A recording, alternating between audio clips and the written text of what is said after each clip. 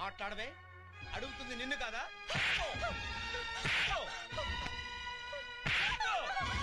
ఏంటి అడుగుతుంటే సమాధానం చెప్పేంటే? చెప్పు ఏంటి?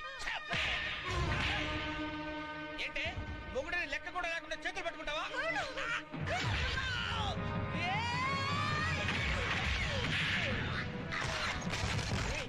మరి అంత మొరటుగా ప్రవర్తించగరా, చిన్నపిల్లది వ్యవహారం చెడిపోతాయి.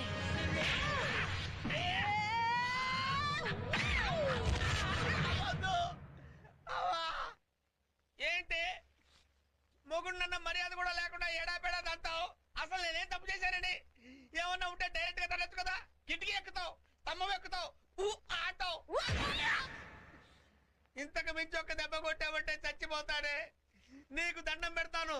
అసలు ఈ తప్పంతా నీది కాదే. ఈ ప్లాన్ చెప్పి నీతో పెళ్లి చేయకపోతే నాకు దెబ్బలు తగిలే కాదు కదా. దీనికంతటికి కారణం ఆ లూజు బసయ్య గాడు.